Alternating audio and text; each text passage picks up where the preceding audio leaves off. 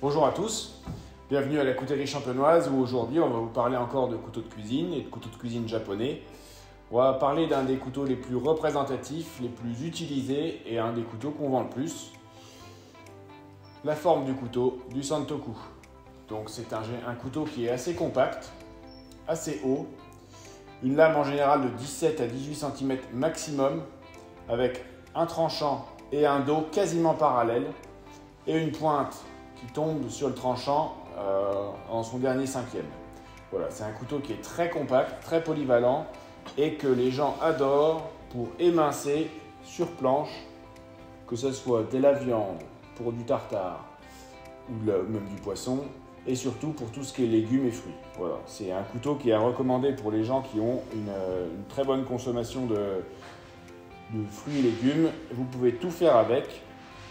Et vous pouvez aussi vous permettre d'émincer et sa surface large vous permet, un peu comme sur un akiri, de transvaser de la planche à découper au récipient. Voilà, la définition du couteau Santoku en japonais, c'est tout simplement les trois vertus principales, puisqu'il est de sa polyvalence, il a les trois vertus pour être utilisé avec de la viande, des légumes et du poisson. Voilà, donc absolument tous les fabricants de couteaux de cuisine japonais proposent du couteau Santoku, que ce soit en couteaux artisanaux, en industriel et dans les manufactures. Et c'est même un des couteaux qui est devenu le plus vendu en France dans les couteaux polyvalents, puisque même les fabricants français qu'on a ici, que ce soit Opinel, Carreras Bonjean et même les Sabatier, proposent de la forme Santoku. C'est devenu vraiment un incontournable de la cuisine. Pourquoi ? Parce qu'il a une forme qui est assez rassurante, très compacte, la pointe n'est pas dangereuse et vous pouvez faire énormément de choses et il excelle sur tout ce qui est travail sur planche. Donc, un couteau à avoir dans votre batterie de cuisine, surtout si vous voulez vous initier à la cuisine japonaise. C'est un couteau qui permet de travailler sur planche, donc toujours une planche en bois ou en matériau qui respecte le tranchant et vous aurez un couteau qui durera très très longtemps. Voilà, on peut dire que le couteau de cuisine Santoku, le Santoku japonais, c'est le couteau polyvalent du cuisinier japonais. Voilà. En France, le cousin du couteau Santoku serait peut-être la forme de couteau du chef, qui est lui un couteau un petit peu plus orienté découpe, c'est-à-dire que sur planche vous pouvez faire des découpes pas comme ça, mais il permet aussi les émincer. Si vous avez une cuisine qui est plutôt orientée légumes, prenez le Santoku car il est excellent en émincé sur planche comme ça, mais il est un peu moins bon que le couteau de chef en découpe si vous avez quelque chose de long à découper. Alors concernant le choix de votre Santoku, il y a plusieurs possibilités. Ici par exemple on a un couteau Opinel qui est alvéolé. Alors les alvéoles peuvent s'avérer utiles pour retirer une partie de l'adhérence entre la tranche que vous allez couper et la lame. Ça laisse une pellicule d'air entre la lame et la petite tranche que vous allez découper, ce qui permet donc de limiter l'adhésion des tranches fines sur la lame. Faut le prendre si on aime bien esthétiquement, c'est pas du tout une obligation. La plupart des Santoku japonais ne sont pas équipés d'alvéoles, c'est simplement une option qu'il faut choisir si esthétiquement les alvéoles vous plaisent. Voilà, ici j'ai un fabricant français, puisque même les fabricants français font du couteau Santoku. Au niveau de la conception, on est sur un couteau Opinel qui est très très bien fait, forgé une pièce à tiers. Le couteau Santoku est donc la forme la plus reprise des fabricants français sur les formes de lame traditionnelles japonaises.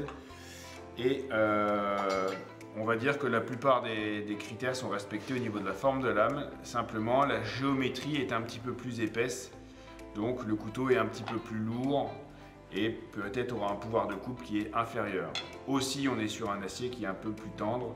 Mais les couteaux français qui reprennent la forme Santoku sont parfaitement performants et permettront de faire les mêmes émincés que sur la plupart des couteaux japonais.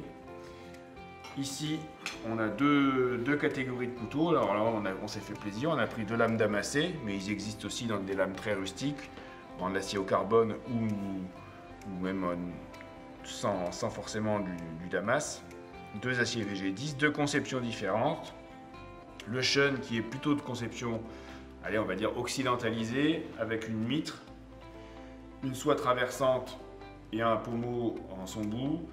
On est sur une version assez moderne du couteau, un petit peu plus lourd que la version que les Japonais appellent wa, W-A, c'est-à-dire les manches qui sont embouties sur une soie et qui sont très légers dans l'utilisation. C'est très appréciable si vous émincez longtemps. Donc les couteaux japonais de structure wa ont un manche qui est parfaitement démontable, que ce soit pour le nettoyer, le changer, le raccourcir ou le mettre à la forme de sa main. Donc il faut se dire que le manche posé ici ne va pas forcément faire la durée de vie de la lame et qu'on tôt ou tard on pourra le changer. Ce qui n'est pas possible sur ces couteaux de conception plus moderne.